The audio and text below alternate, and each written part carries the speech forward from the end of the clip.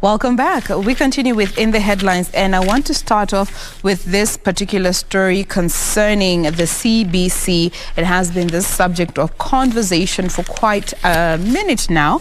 And yesterday there was a forum that was happening at the Hilton Hotel where there were stakeholders in the Ministry of Education just trying to understand or rather arrest the situation before it blows out of hand.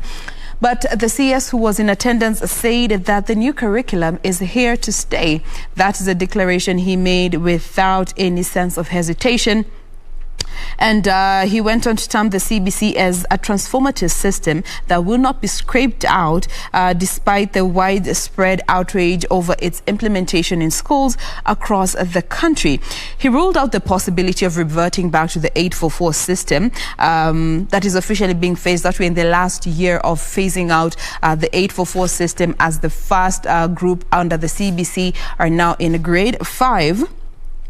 And he went on to say that in as much as there has been uproar over the volume and the nature of homework teachers have been giving the learners under the CBC, a lot is yet to still be figured out, and this is no reason for, wanting to regress back to the 844 system.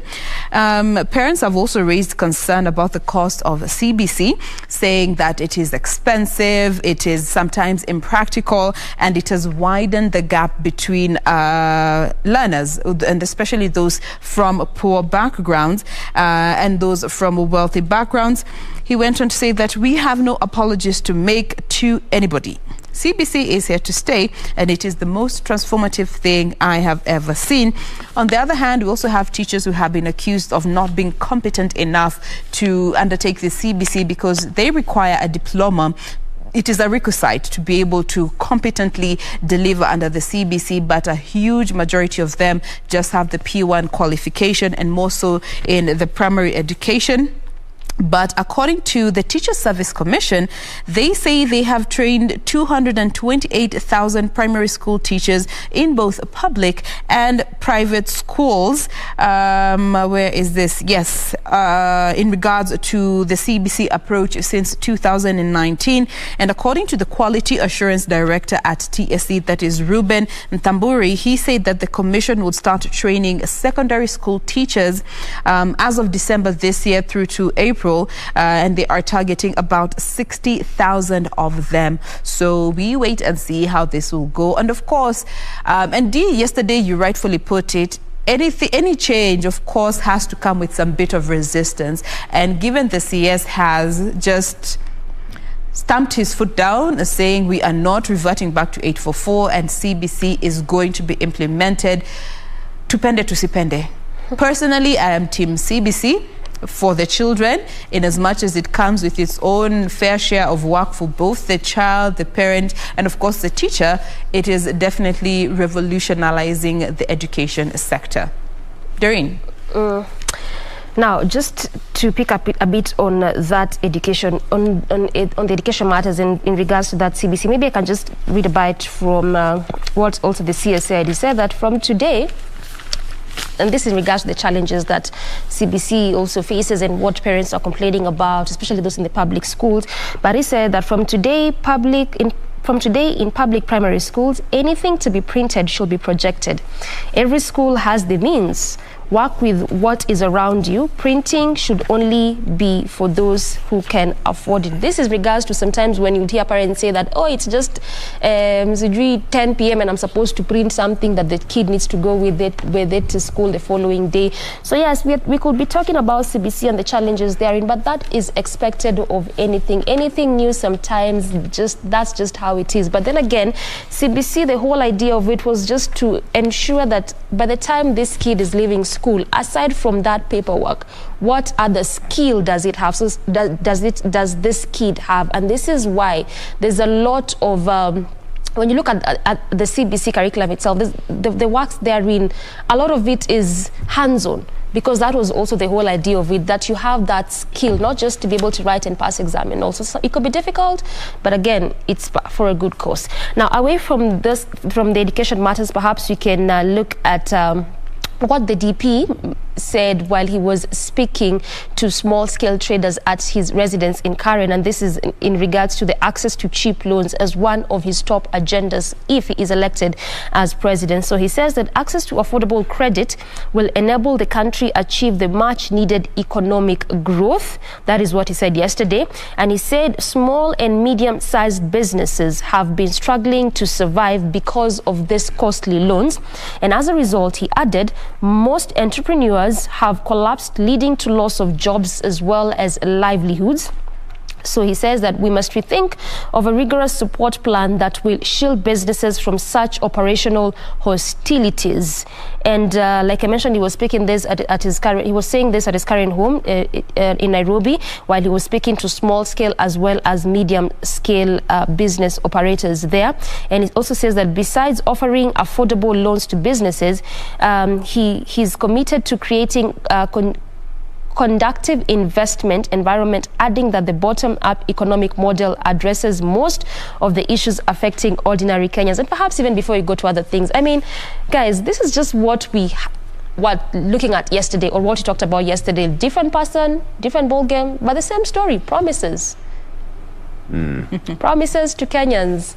This one says, I will give you access to cheap loans. You know, things will be easy for small scale, medium scale traders. And of course, we know this for majority of most Kenyans. Yesterday, the other one was saying that when elected president, the land issue, again, one of those emotive issues and things that affect most Kenyans, you know, land issues, all these things, I will deal with them.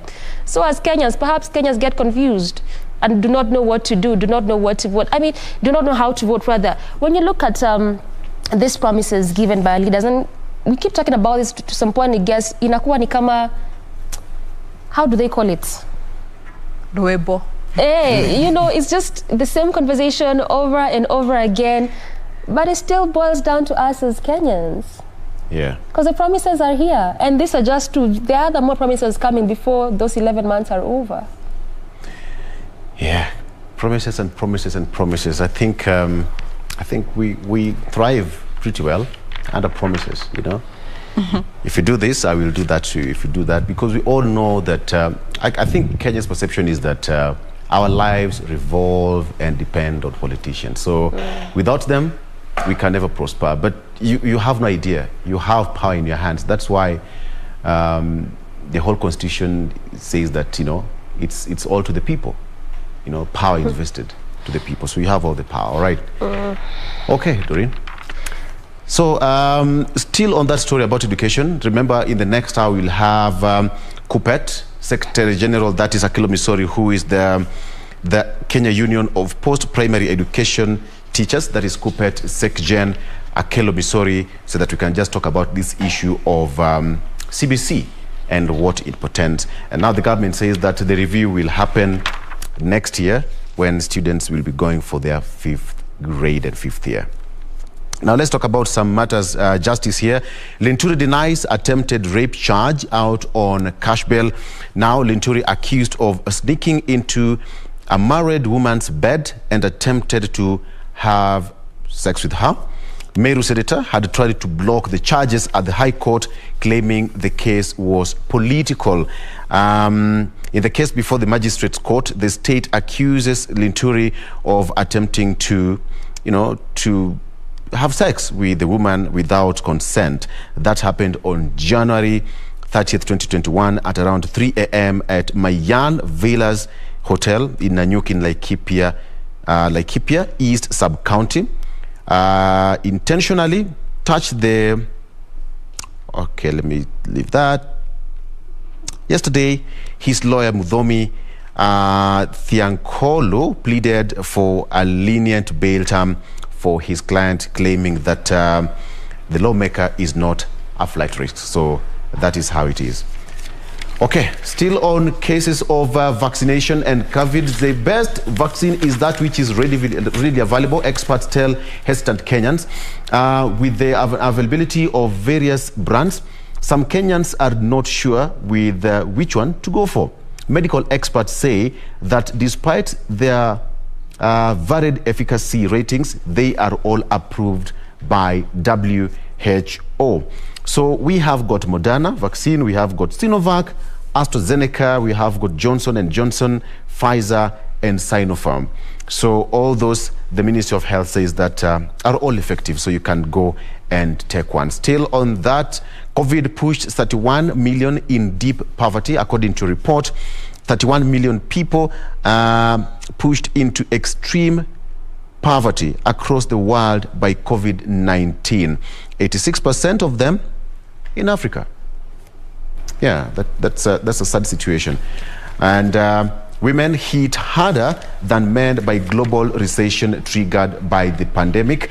The pandemic has also exposed gaps in healthcare, especially and specifically access to life-saving vaccines. I don't know why I'll get you more details why women were worst hit globally because of the recession which was triggered by the pandemic. I'll give you more details. Now, Jane and Doreen, let's just do some math here about the... No, sina nini. Ni maswali za KCSE. Regina lilileta moto hapa jana mpaka. Mgoje. Sasa usiturushie. Nipeiba kama ni nini? No. Na sio sisi. Na sisi. I'm the examiner here. Tweet, and I'm the marker Regina. and I'm giving the results. Tweet so, Regina. And Regina, if you're answer. watching this, please get ready. You'll answer when you come back. Tomorrow. Okay? Yeah. Okay, so the issue of petrol, the government now said the consumers have been hit hard after the retail prices of super petrol rose to a historical high. That is 134 shillings and 72 cents per litre in Nairobi. Let's just do some math. If you, for example, have 1,000 bob and you go to the gas station and you say, nipatie mafuta ya 1,000 bob. So initially, it was 127 per litre. So if you take 1,000 bob and divide by 127, you'd get 7 litres, 0.87 infinite, okay? But then now, if you have 1,000 bob and go by 134 shillings, you'll get 7 litres, 0.46. So the only difference is just 0.4. It won't affect the number of liters that you'll be getting into your tank. Okay, the number of liters will somehow, by a decimal, you won't even feel that dent, but you'll be paying more for it. So a calculation was done so that you don't feel that pain, so that if you have 1,000 bob, you end up getting only 4 liters or 5 liters. You still get 7.4. Initially, it was 7.8. All right. Well, that's 400 ml. That's 400 ml. Almost half a litre. Somehow, yes. Yes. So Eka mafuta 2,000 bob. That's almost a whole litre. Yeah, a whole is exactly 3,000, 1.5 litres of 1.5. So, yeah, we are Kenyans and Kenya is our business. I think the government will have to do that review after some time. Let's just wait and see how it will go. The question is, will it come down from 134 to perhaps 100? But since February, that has been happening. I mean, almost after some few weeks, the cost of fuel just goes up. And we know who are hard hit. That Kenyan, that common Kenyan. And also actually yesterday, the Matatu chair, that is Simon Kimutai, was saying that perhaps in the next few days, Kenyans should brace themselves because the cost of fare, they're still trying to review it, but it might go up because of that new directive. Yeah, the international market of crude in the, you know, so it's going to be tricky for us to familiar to for some time. Okay, quickly on the Star newspaper. Front page, search for Raila Ruto running mates, WhatsApp. I said that contenders include Waiguru, Peter Kenneth, Muturi, Kagwe, Kinjuri, Kuria, and Kinyanjui. That's on the front page. Murder suspect Joey risks remand after 1824 nightclub fight. And you can also take a look at that. Still on the story of justice, Willie Kimani abduction took only 3 minutes, lead investigator tells court. The story of lawyer Willie Kimani, who died some years ago, and that is on the front page of the Star. Pretty much on CBC to be reviewed in 2023 to fix weaknesses, according to the government. Again, but the suspect, that is Joey, on to go to court risks going to jail, remand after nightclub fight. That is there. Quickly, again, Raila Ruto agonized over who to pick for running mate. This is something that we had discussed here with our analyst here on Good Morning Kenya, and we are just waiting to see who will pick who as their running mates. Okay, Jen. Now, speaking of those who are looking to pick their running mates, Kalonzo Musyoka seeks to woo Waiguru, saying join Oka because he has hinted at picking a female running mate in the 2022 presidential succession rate. And this also has been catalyzed with the meeting that he had with Miss Waiguru, of course, revisiting his 2007 presidential bid, when he also picked former Funyula MP Dr. Julia Ojiambo as his running mate. So now he went on a charm offensive in the Mount Kenya region to galvanize, of course, his support, all in line with his 2022 presidential bid. And he was meeting a number of regional leaders, terming these meetings as political, quote unquote. He met 3 governors separately, including Martin Wambora of Embu, Anne Waiguru of Kirinyaga, and Muthomi Njoki of Tharaka Nithi, as he seeks their support to scale the mountain. But he has been very adamant in hinting that he might choose a female running mate for the 2022 presidential bid. And still on politics, let's now come to this story that has been featured here on the front page, the Hustlers Mansion. And this is inside the Deputy President 2022 campaign. And now it has been named as the Hustlers Mansion. This is the Deputy President's official state residence. And this is due to the fact that ever since the banning of political rallies and gatherings, he has now sort of transformed the palatial home into his headquarters. Headquarters for his meetings. He has had a number of meetings that have been taking place in his official residence, which sits on 10 acres of land. And this is something that his detractors from the Jubilee Party are raising concerns over, saying that he is using this residence for personal political agenda, and yet it is paid for and maintained by the taxpayers. Guys. Question: Who is the current tenant of? Just asking, of that official residence, the Deputy President. So, by all means, he has a right to invite who? Whoever he wants. At what time? Whatever time he wants. Exactly. So the issue of being maintained by the taxpayer, yes, it's maintained by the taxpayer. At some point, it had to be maintained by taxpayers. It's a state entity. It's a state entity. So, well... Is it a far-fetched, you know...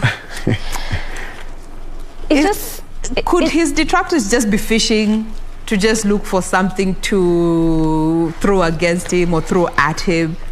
Well, clearly, over the past months, there has been something about the Deputy President. If you're not talking about his residence, you're talking about his property. If not his property, is how he acquired his property. If not that, is he's just been too much. Like, there's just something to talk about the Deputy President over the past few months. But it's just towards elections. So to some extent, this is also part of what is expected, because again, even as we talk about choosing running mates here and there, one of the things that also the Kakamega governor said, that is Wycliffe Oparanya, he said that this is actually when he was talking about saying that Raila needs to choose a running mate from the Mount Kenya region. He said that clearly 2022 is a 2-horse race, and he mentioned the names of those 2 persons. So most of the things that we're talking about as we head over to August general election is either towards the former premier or the deputy president. Plus we're having so many other stories about the DP is doing this or that, because this residence has been there since when? And he lives there. And he has been doing these things. So why is it just coming out, you know, at this moment? So I love the way you put it, Doreen. It's been there. Imekuwa hapo for a very long while. Your place it has actually been there. He's been using it for whatever reasons. And we're just trying to say that these are the things that are expected as we head over to elections. Yeah. Yeah. Okay, so some of these critics are just fishing for trouble. They're You're smelling a rat, some of them. They know what they're doing. So every statement they make, makes sense to them. So they know. Maintained and taken care of by the taxpayers' money. Yes. Yeah. Okay. It is well. Now, still on that financial note, Mike Sonko. So there's a story here concerning some money that he deposited to the courts, and this was back in 2019. Now he says that I am too broke to pay fees and to pay school fees and lawyer fees. He now wants the court to release some 15 million Kenya shillings that he deposited at the judiciary as cash bail in a corruption case that facing him, and this was back in 2019. And part of the cash, he says, was from friends and relatives. Walimkopesha ndio aweze kufikisha hiyo bail ya 15 million. So now he has requested and applied to have the bail substituted with logbooks of vehicles that have been offered by unnamed persons. He has friends who have volunteered to give their logbooks as a replacement for this 15 million Kenya shillings, saying that he's in dire need of that money to enable him get medical treatment, pay school fees for his university education for his children and his advocates, and generally meet his family's needs. And looking at this particular logbooks that are to be deposited in place of this 15 million bail, they are estimated to have a cumulative assessed value of 30.4 million and are comprehensively insured.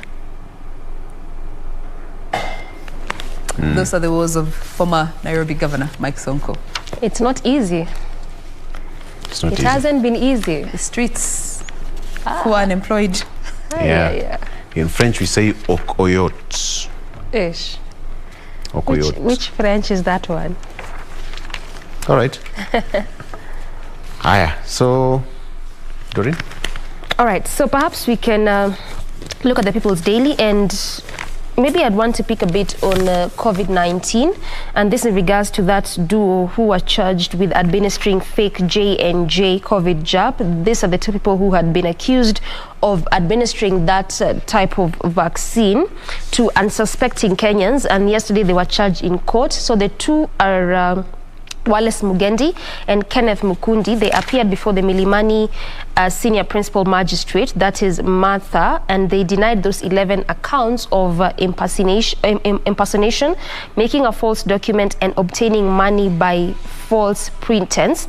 So the duo was charged with impersonating, that is medical doctors from KNH, and charging 3,500 for each jab. And at this point we already know that it is free to get the COVID-19 jab, but this duo was charging 3,500. And again, that just brings to that aspect of, was there enough civic education done to Kenyans to just understand that at least as of now the vaccine is being offered freely for all Kenyans, to get to a point where Kenyans are actually paying to be administered for this vaccine? So that's where again the Ministry of Health keeps insisting that Kenyans need to be very cautious and only take the jab at the specified areas that the ministry has given.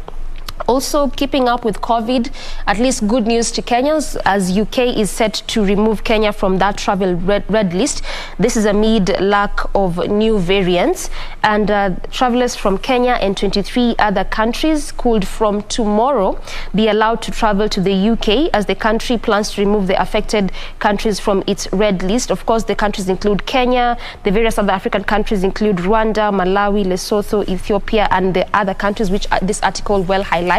Those are different other countries that the UK is set to remove from that red list, and they are alluding this to the fact that over the past months, since May, there has not been any incident of that new variant, and this is why they'll be removing these 24 countries from that red list. So at least beginning perhaps from tomorrow, Kenyans and those from these other countries would be free to travel to the UK because of that. And again, also the state is expected to roll out 46 billion COVID jab campaign.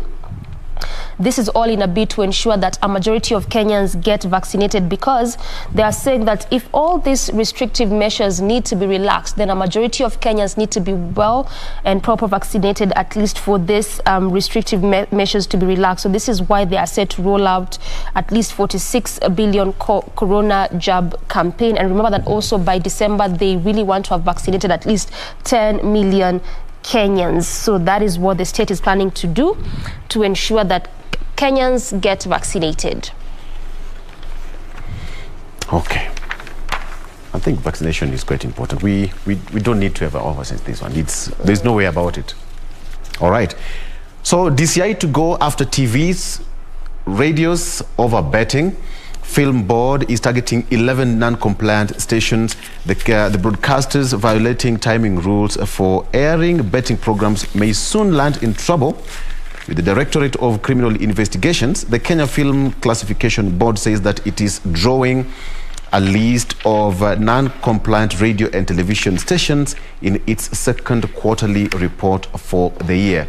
So they say that acting KFCB Chief Executive Christopher Wambui said that told the National Assembly ICT Committee on Tuesday that the board targets 11 broadcasters that air watershed content, of which betting ads are part during prime time.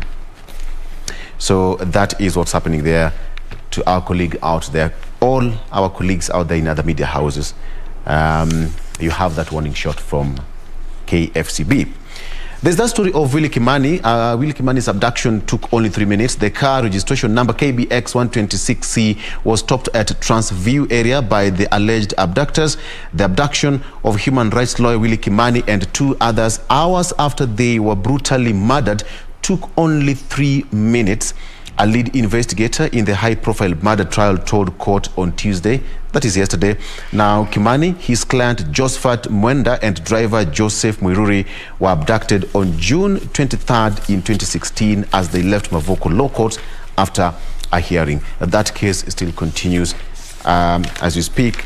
And the story of 27% sick Kenyans could access medics at COVID onset. According to the ministry, many opted to stay at home due to the strict containment measures put in place, according to a report. Birth registration has improved over the last 5 years. Kenya has seen its birth registration improve in the last 5 years. This is according to the economic survey report that was released last Thursday, showing more births being registered in health facilities. And I think this is a very good improvement, a very good indication, because in the past, we used to have infant mortality rate was quite high. Yes. Because most of the even young mothers who or even older mothers opted to do the traditional birth attendants, the TBAs, rather than going to hospital. But this is improving. I don't know what is your take on this one, Jane, having in mind that this report says that 27, actually the birth rate, the registration, actually let me give you the figures. The promotion of birth reported to have occurred in health facilities increased from 95.6% in 2019 to 97.7% in 2020. That's some good news, right? Absolutely. You know, there's so many infant deaths that can be avoided medically had the babies been delivered in a hospital or medical facility. Yeah. And by virtue of seeing an increase in number of more women going to deliver children at medical facilities or at fully fledged hospitals is definitely a step in the right direction, because, you know, just a while back we were having a conversation here on our health segment, just looking at some of the reasons as to why we are having infants and mothers dying at birth. And one of these reasons was pegged on cultural practices and the fact that so many women in the rural setups do not have the freedom to decide on their medical or their health, the health services that they receive. And that is tied to cultural believes that the woman has to just be seen anything about her, and her reproductive system has to go through the husband. And being that the situation, so many of them could not decide how to even deliver. And that was a very big problem. So seeing this is it is beautiful. So many deaths are being avoided of both mothers and children, and that is what we want to do, because childbirth, trust me, is that thin line between life and death. And I think the government also did a lot of sensitization. That's why probably this number has gone up. What do you think about it, Doreen? Yeah, and that's where we say that culture is good, but there's some cultures that are retrogressive that we need to do away with. Perhaps back in the day, things were done that way because there was no option, there was no alternative. But right now, there are better ways to do childbirth. We have hospitals, we have medical doctors. So why can't we just perhaps change our mind from what used to be to what is? Because again, it's for our own good, it's for our own benefit. Absolutely. Yeah. Okay. Right, let's now, let me take you to some bit of COVID. Doreen, you touched on COVID. Excuse me. And now here on the Daily Nation, there is concern on the toll that COVID is taking on medics. So there has been, according to a report that was put out yesterday, health workers, there is a total of 7,466 health professionals that have been infected countrywide with COVID-19, and an estimated 50 have died. But these are not conclusive figures due to the underreporting that has been reported and noted by the Ministry of Health. And also this has been attributed to the lack of testing, counting and transparency. But the fact that there are so many medics that are succumbing to COVID-19 is a worrying picture, as we just continue with the whole vaccination process. Medics being affected is something that has raised concern. And looking at a county like Nairobi, which is actually leading with the number of medics that have been infected, which currently stands at 1,787 cases that have been reported, followed by Uasin Gishu, which comes in with 640 cases that have been reported of medics having contracted this particular disease.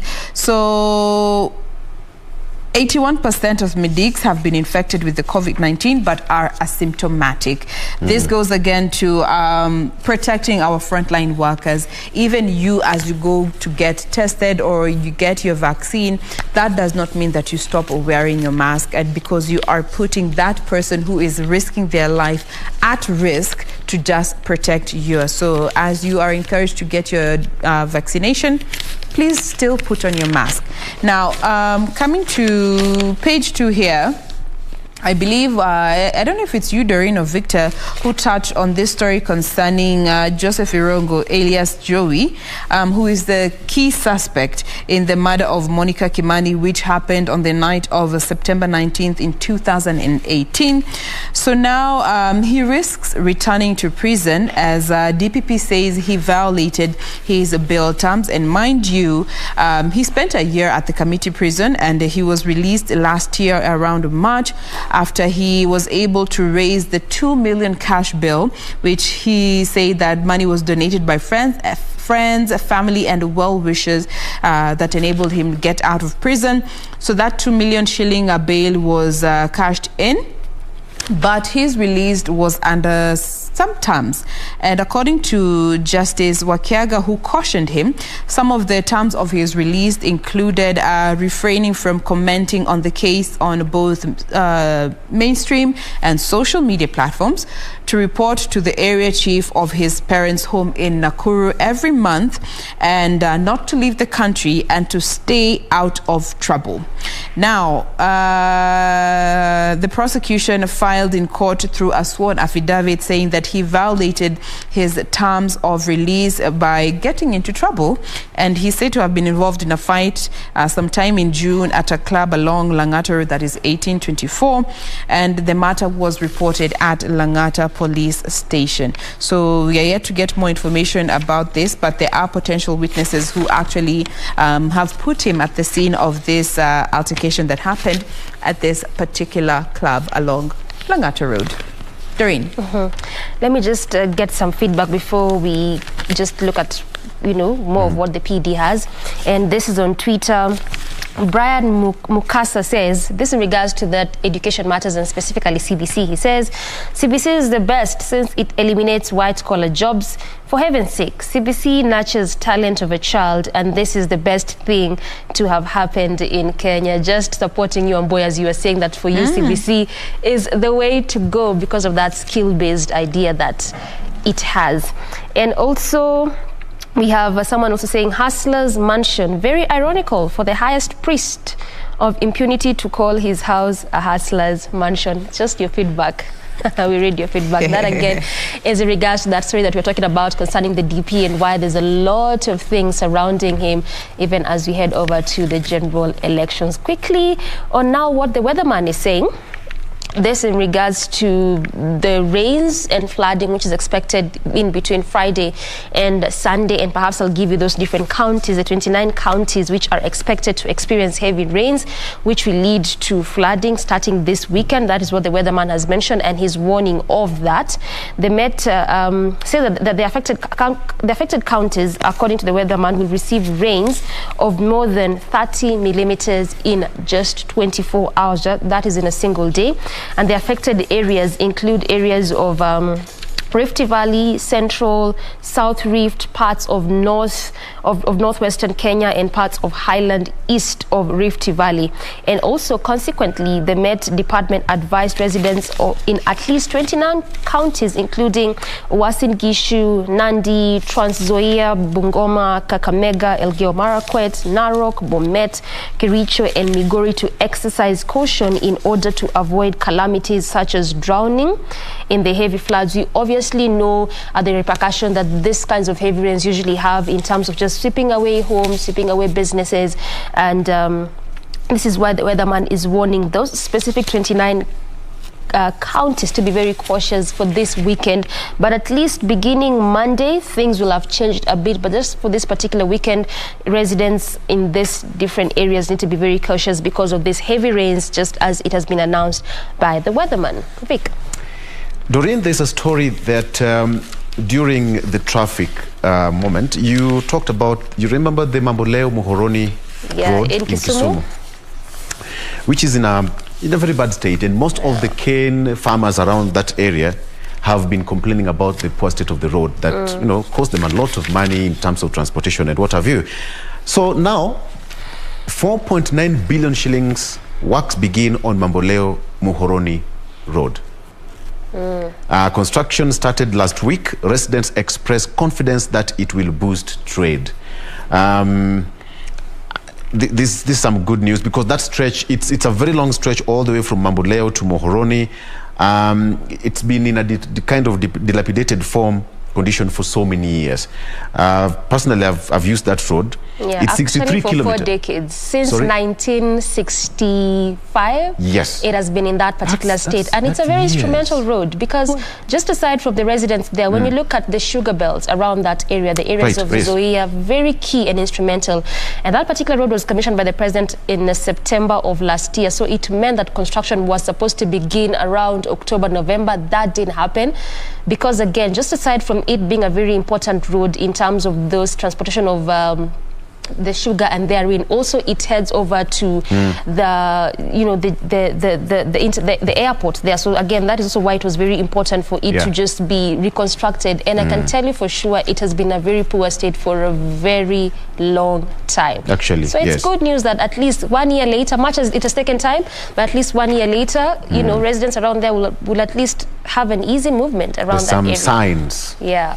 Actually, it's the 63-kilometer road that traverses Kisumu, Nandi, and Kericho counties has been in pathetic conditions for decades, and you said from 1965.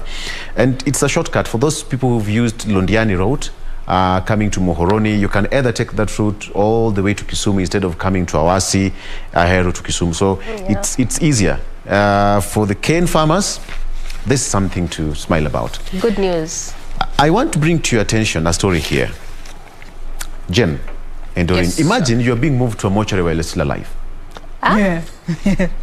You're being moved from? No, picture yourself. All of us, we thank God we are okay right now. But imagine somebody's taken into a morgue while still alive. There have been reported cases of that. Yes.